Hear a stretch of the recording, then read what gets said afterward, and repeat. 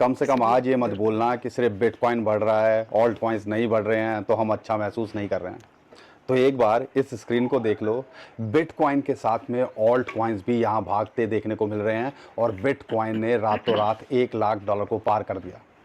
जैसा हम उम्मीद कर रहे थे कि अगर $1 लाख को ये पार करेगा तो ऑल्ट कॉइन्स भागते दिखेंगे, तो वो माहौल बनता देखने को मिल रहा है। क्योंकि बड़े बड़े कॉइन्स और इथेरियम एक दिन के अंदर अगर 20% बढ़ जाए तो आप सोच सकते हो कि यहाँ पे मार्केट के अंदर एक माहौल, एक मोमेंटम चेंज होता देखने को मिल रहा है। और जिसके बारे में आप मानोगे तो हो नहीं, मेरी वीडियोस देख लीजिएगा पिछले हफ्ते भर की। हमने लगातार आपको ये बताने की जो है कोशिश करी है कि मार्केट के अंदर एक बड़ा पंप देखने को मिल सकता है, ऑल सीज़न देखने को मिल सकता है। लेकिन आप सब क्या बोल रहे थे? ऑल्ट कॉइन, अरे मार्केट को थोड़ा टाइम तो दो, 2025 में यहाँ टिकने की कोशिश तो करो। ये बोल बोल के अगर मैं थक गया हूँ, लेकिन आप जो है यहाँ पे पेशेंस नहीं दिखाते हो। और ये जो मार्केट है, जो हमने 8-10 साल में सीखा है, ये मार्केट पेशेंस मांगती है, वक्त मांगती है। और आप देखिएगा आने वाले टाइम के अंदर जिस हिसाब से बिटकॉइन ने मोमेंटम दिखाया है और इसके कितने सिग्नल मिल रहे थे, उसके बाद में भी अगर हम आंख बंद करके बैठ जाएं तो भैया इसमें तो आप और मैं कुछ कर ही नहीं सकते हैं। तो यहाँ पर हमें चीज़ों को समझने की कोशिश करनी चाहिए। अब क्या लगता है बिटकॉइन के अंदर, क्या यहाँ पे शॉर्ट टर्म में $1 लाख पे टिकेगा? तो अगला टारगेट क्या हो सकता है? मई के अंदर अपना ऑल टाइम हाई बनाता देखने को मिल सकता है, इसके बारे में भी बताया था। अब क्या लगता है, क्या बनाएगा कि नहीं बनाएगा, या सपोर्ट अब कहाँ मिल रही है, इसके बारे में इस वीडियो के अंदर आपको बताने की कोशिश करूँगा। ऑल्ट सीज़न एक बड़ा हमें आता देखने को मिल रहा है, क्योंकि इथेरियम जितना बड़ा है तो उसके बाद तो लगता है कि मार्केट के अंदर एक बड़ा माहौल, एक मोमेंटम आता देखने को मिल सकता है। और ज़्यादातर कॉइन्स डबल डिजिट के अंदर है। अब मेरे पास कई दोस्तों के मैसेज आ रहे हैं, क्या भाई मैं एंट्री ले लूँ? पिछले 1-2 महीने से गला फाड़ फाड़ के चिल्ला रहे थे कि मार्केट बॉटम के आसपास है, डिप के अंदर है, यहाँ पे थोड़ा रिस्क ले सकते हो तो मैनेज करके चलो, थोड़ा सा यहाँ पे वर्कआउट कर सकते हो। तो अब यहाँ पर जब 20-25% बढ़ जाती है तो फिर ये लोग बोलते हैं कि क्या हम एंट्री लें? तो एक बड़ा सवाल तो ये है ही। लेकिन कुछ पॉइंट्स हैं जिन पे फोकस कर सकते हो, लेकिन उसके अंदर आपको फोकस करना पड़ेगा 2025 के लिए। तो उन पॉइंट्स के बारे में बात करेंगे, बिटकॉइन के बारे में बात करेंगे, इथेरियम के बारे में बात करेंगे, और ये ऑल्ट सीज़न का क्या लॉजिक है, क्योंकि बिटकॉइन की डोमिनेंस अब यहाँ पे गिरती देखने को मिल रही है।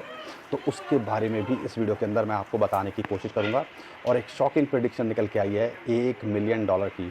अगर आज मैं 85 रुपये के आसपास का अगर डॉलर समझता हूँ तो 8.5 करोड़ रुपए हो सकता है। किसने ये बोला है, और क्या एक्चुअल में बिटकॉइन का बॉटम हो चुका है, बेयर मार्केट जा चुकी है, अभी हम बुल रन के अंदर हैं? ये सारे जो आपके मन के अंदर सवाल हैं, उनका जवाब मैं इस वीडियो के अंदर आपको देने की कोशिश करूँगा। बोल सकता हूँ मार्केट के अंदर माहौल। ये चैनल को सब्सक्राइब कीजिए, और बहुत इंटरेस्टिंग इन्फॉर्मेटिव जो है वीडियो होने वाली है, एंड तक ज़रूर देखिएगा, तो इसको शेयर भी करिएगा। लेकिन जो सबसे पहले ये बिटकॉइन के अंदर रातों रात माहौल क्यों बना, ये सारा खेल आपको लग रहा होगा कि ऐसे ही चल रहा है, लेकिन ये सारा खेल मैन्युपुलेटर्स और बिग प्लेयर्स का है। यहाँ पे जब डोनाल्ड ट्रंप आए थे तो आप समझ सकते हो मार्केट को पंप करना चाहिए था, जो पहले हिस्ट्री के अंदर अगर हम देखते हैं तो हुआ है।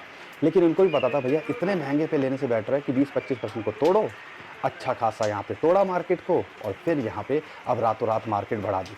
10-15 दिन पहले या 1 महीने पहले बोलता ना मैं आपको कि बिटकॉइन दोबारा $1 लाख आ जाएगा, तो आप में से ज़्यादातर लोग जो एक्चुअल में कुछ करना भी नहीं चाहते होंगे, वो ऐसे कमेंट कर रहे थे कि भैया मार्केट का कुछ नहीं हो सकता, क्यों लोगों को बेवकूफ़ बना रहे हो, क्यों लोगों को पागल बना रहे हो। अरे भैया हम क्यों बनाने लगे आपको बेवकूफ़ पागल?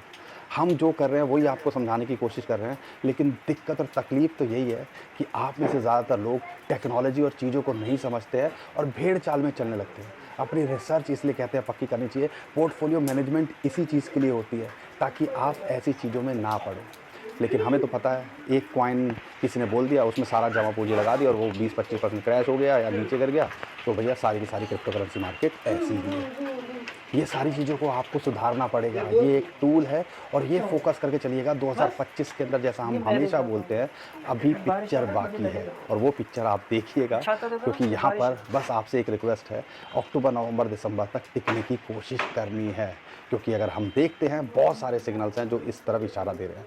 और बिटकॉइन के ETF जब पिछले 2 हफ्ते पहले की बात करता हूँ, या 10 दिन पहले की, जब वो 7-7, 10-10 हज़ार बिटकॉइन एक साथ खरीद रहे थे ना, जब बिटकॉइन का प्राइस जो है 80-85 के आसपास आ गया था, 75 से, तो भी हमारा जो है दिमाग जो है ठनकना शुरू हो गया था कि यार ये क्यों कर रहे हैं। और हम आपसे भी पूछ रहे थे कि वाई, ये अपने आप से सवाल पूछो। आज जवाब मिल गया ना। और हम अब यहाँ पे $1 लाख के ऊपर सोचेंगे। क्या मेरा एक दोस्त का फ़ोन आया, भाई मार्केट के अंदर बहुत कुछ अच्छा चल रहा है, $1 लाख पे एंट्री ले ली। अरे भैया तुम आप बताओ कि आप इसका क्या आंसर देते। मैंने तो उसके सामने हाथ जोड़ लिए, मैं कहा भाई माहौल अच्छा बना, डोनाल्ड ट्रंप, और आपको पता ही है ग्लोबली देखते हैं तो वो कहीं ना कहीं उस नज़रिए से देखते हैं कि फ्यूचर बहुत अच्छा है बिटकॉइन और क्रिप्टो करेंसी का। और बिटकॉइन के लिए तो वो प्रो हैं ही, आपको पता ही है, लगातार सही स्टेटमेंट यूएसए की तरफ से निकल के आती हैं जो कहीं ना कहीं एक माहौल बना रही है। यहाँ पे एक जो है ऑथर हाइक्स, जिन्होंने प्रिडिक्ट किया था जब बिटकॉइन $1 लाख के आसपास था, उन्होंने कहा था $75,000 के आसपास आ सकता है, और वो आया भी।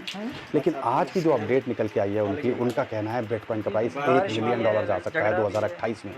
अब 2028 ज़्यादा दूर तो नहीं है अगर आप थोड़ा बड़ा देखें, लेकिन हमें चाहिए रातों रात, उसमें हम फंस जाते हैं। $1 मिलियन की बात करें, यहाँ से 10 गुना की बात करें, 8.5 करोड़ रुपए की बात करें। और उनका कहना है कि भैया जो 9 अप्रैल को बिटकॉइन का बॉटम बन चुका है, अब आप आगे की तरफ ही देखिए। यहाँ पे इतने सारे सिग्नल थे, स्टैंडर्ड चार्टर्ड की बात करता हूँ, रॉबर्ट कायोसाकी की बात करता हूँ, फंडरेड के सीईओ की बात करता हूँ, माइकल सेलर की बात करता हूँ, सब लगातार यही बोल रहे थे। और ग्लोबल अनसर्टिनिटी के अंदर ये सारी चीज़ें होती हैं, लेकिन हमें क्या समझ में आता है, अरे भैया 75,000 हो गया, 50,000। मैं आपको सुना नहीं रहा हूँ, लेकिन ये झंझोड़ना ज़रूरी होता है आप सबको, ताकि आपको ये रियलाइज़ हो कि एक टूल की तरह लो और यहाँ पे सही तरीके से सही चीज़ें करोगे तो यहाँ ये मार्केट आपको कुछ कमा के ही देगी। बिटकॉइन के अंदर जो भी होगा, आई एम श्योर आज की डेट में प्रॉफिट के अंदर ही होगा, ये आपको समझना है। तो माइकल सेलर का एक और स्टेटमेंट निकल के आई है कि 700 से ज़्यादा कंपनी अपनी ट्रेजरी के अंदर अगले 1 साल के अंदर बिटकॉइन को लाते देखने को मिल सकती है। तो जो बड़े बड़े प्लेयर है ना, यही नचाएंगे फिर। ये 5-5, 6-6 लाख बिटकॉइन तो माइकल सेलर की स्ट्रेटजी और ब्लैक रॉक, फिडेलिटी यही लेके बैठ गए 10, 12, 15 लाख बिटकॉइन तो आप कह लीजिए बहुत कुछ कंट्रोल इनके हाथ में जाता जा रहा है, और ये यहाँ रुक नहीं रहे हैं, खरीद रहे हैं। तो हमें भी फोकस करना चाहिए कि मार्केट के अंदर अभी बहुत कुछ होना बाकी है। और बिटकॉइन का शॉर्ट टर्म के हिसाब से देखता हूँ तो $1 लाख एक साइकोलॉजिकल रेजिस्टेंस या सपोर्ट बन के आना चाहिए। अगर ये वीक की कैंडल इसके ऊपर क्लोज कर जाती है तो हमें लगता है, और जिस हिसाब से $1,04,000 को इसने कल रात को छुआ, तो हमें लगता है कि ये ऑल टाइम हाई $1,07,000, $1,08,000 को तो कभी भी छूता देखने को मिल सकता है, या $1,10,000 पे इसको एक रेजिस्टेंस मिलनी चाहिए। अगर उसके पार जाता है तो फिर जो हम, और आपको पता होगा कि जो हमने शेयर किया था पावर लॉ कॉरिडोर, उसके हिसाब से भी $1,08,000, $1,10,000 के आसपास इसको एक रेजिस्टेंस थी। अगर उसके पार जाता है तो फिर हम 1.20 से 1.25 का टारगेट लेके चलते हैं, और अगर उसके पार जाता है तो फिर हम देखते हैं इसको $1.5 लाख के आसपास बिटकॉइन का प्राइस। तो बिटकॉइन को लेके तो हमारा माइंड क्लियर है, हम लॉन्ग टर्म के हिसाब से फोकस कर रहे हैं। ये छोटे मोटे उलझनों में उलझते नहीं हैं कि ये 50,000 आ जाएगा, क्योंकि जब तक 2025 के अंदर जो हम एक्सपेक्ट कर रहे हैं, और जो हिस्ट्री ने कई बार हमें रिपीट होते देखा है, हर 4 साल के अंदर ये जो साल होता है वो ज़बरदस्त होता है साइकिल का, तो कहीं ना कहीं हमें थोड़ा कॉन्फिडेंस उस पर दिखाना चाहिए था, और इसी वजह से हम लगातार इसके ऊपर कॉन्फिडेंस दिखाते हैं। तो यहाँ पर अगर $1 लाख को मेंटेन नहीं करता तो फिर वही इंपॉर्टेंट 90 से लेकर $94,000 का एक सपोर्ट जोन है। और कई बार हमने देखा है कि जब मार्केट के अंदर एक समय से बढ़ावट होती है तो थोड़ा यहाँ पे सर्टेन हो भी सकता है, मेंटेन भी कर सकता है, थोड़ी करेक्शन आ जाए तो घबराइएगा मत। $1 लाख एक इंपॉर्टेंट सपोर्ट यहाँ निकल के आना चाहिए।